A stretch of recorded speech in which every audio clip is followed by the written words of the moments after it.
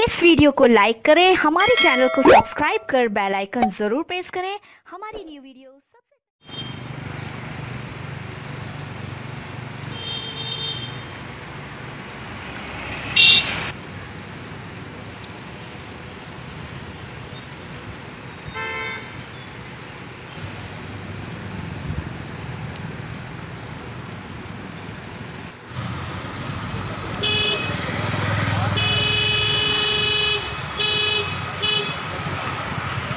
शहीद उधम सिंह जी अमर रहे।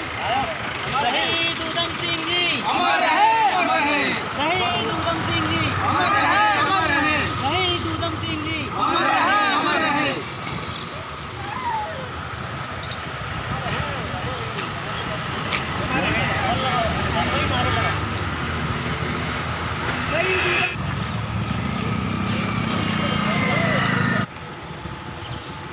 ठीक है, हो गया। नमस्कार साथियों, आप देख रहे हैं एक देश एक आवाज़ न्यूज़ और आज है शहीद आजम उधम सिंह जी का शहादत दिवस। आज के दिन उनको अंग्रेज़ शासन द्वारा फांसी की सज़ा सुनाई गई थी और आज हम माल्यार्पण के लिए अपने साथियों के साथ एक देश एक आवाज़ की टीम ने उनकी ग्वालियर में स्टैचू है चौराहे पे, जो कि मेला ग्राउंड के पीछे ठाटीपुर वाली रोड है, उस पर उनकी स्टैचू लगी हुई है। हम लोग वहाँ माल्यार्पण भी वहाँ पे किया और अब हम जानेंगे माल्यार्पण के लिए हमारे मुख्य अतिथि और हमारे संरक्षक कैप्टन रामसिंह साग जी से कि क्या उनके जीवन के जो दिन रहे हैं और कैसे उनने संघर्षों के बाद अपने लक्ष्य को पाया, जो कि जलियांवाला हत्याकांड जो कि उनके दिमाग में काफ़ी समय से घर बना गया था, उसके हत्या के आरोपियों को उन्होंने लंदन जाके शूट किया, उनके गोली मार के उनकी हत्या की। कैप्टन साहब, उनके जो बचपन के दिन और जो उनके संघर्ष के कैसे क्या दिन रहे हैं, आप हमें बताएं। धन्यवाद करता हूँ एक देश एक आवाज़ के संपादक नीरज आर्य जी को।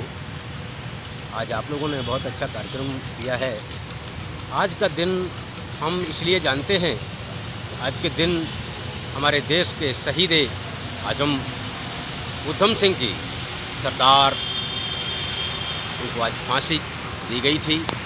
उसका वजह ये था, ये देश अंग्रेज़ों के अधीनस्थ था और जनरल डायर मुख्य कंट्रोल कमांड जो जनरल थे वो लंदन से कंट्रोल करके और हमारी इंडिया पर शासन कर रहे थे। कई बार भरसक प्रयास किए लेकिन सफल नहीं हो पाए। जलियांवाला हत्याकांड जैसे आप लोगों ने सुना होगा, जहाँ पर लाखों कुर्बानियाँ इस भारत से हुई। आखिरी में 1939 में महात्मा गांधी जी ने असहयोग आंदोलन चलाया।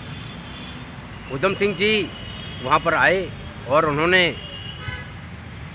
गुफ्तगू की और महात्मा गांधी जी से अपने विचार व्यक्त किए कि हम तो इस दुनिया से जाएंगे ही, इस देश को आज़ाद कराने के लिए एक ही लक्ष्य है, जब तक जनरल डायर नहीं मारा जाएगा ये देश कभी भी आज़ाद नहीं हो सकता है।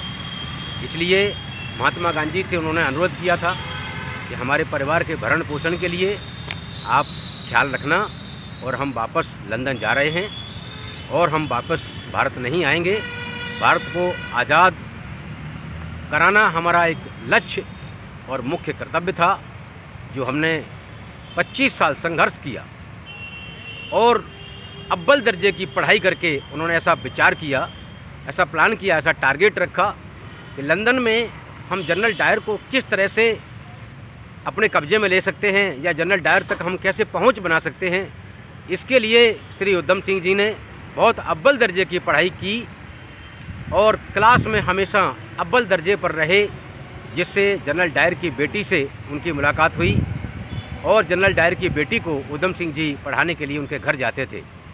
इस तरह से उन्होंने मुलाकात करके और महात्मा गांधी जी से जो विचार विमर्श हुआ था, जब उन्होंने देख लिया कि आज हम निशंक आते और जाते हैं, सेना के जितने भी जवान थे जनरल डायर के, वो एक किताब जनरल डायर के जब पास गए तो उनकी एक किताब थी जिसमें अपनी रिवॉल्वर के बराबर दोनों तरफ कटिंग किया, जिससे कि किसी को डाउट ना हो इसमें रिवॉल्वर है। क्योंकि वो डेली आते और जाते थे उनकी बच्ची को पढ़ाने के लिए। उधम सिंह जी ने उतना ही बड़े हिसाब से कटिंग करके और अपनी रिवाल्वर को किताब के अंदर रखा, और जब संतरियों ने चेक किया तो किताब को दिखाते हुए और बड़े आराम से चले गए। वो जनरल डायर की बेटी से उन्होंने कहा, देखिए बात इस तरह से है, हमारा देश आज अंग्रेज़ों का गुलाम है, अंग्रेज़ों के अधीनस्थ है, वो है आपके पिता की मेहरबानी। जनरल डायर, आज आपके पिता का आखिरी समय है। उनकी बेटी ने आग्रह किया था, जनरल उधम जो डायर की बेटी थी, उन्होंने आग्रह किया था कि आप मुझसे शादी कर लो, लेकिन उधम सिंह जी ने कहा शादी करना नामुमकिन है। क्यों? कि मैं ऐसा काम करने के लिए आया हूँ जो आपकी हुकूमत मुझे ज़िंदा नहीं बचने देगी। इतना कहकर के उनकी बेटी से और वापस जाकर जनरल डायर के सामने खड़े होकर के रिवाल्वर तान दिया और कहा, जनरल डायर तेरी मौत तेरे सामने खड़ी है।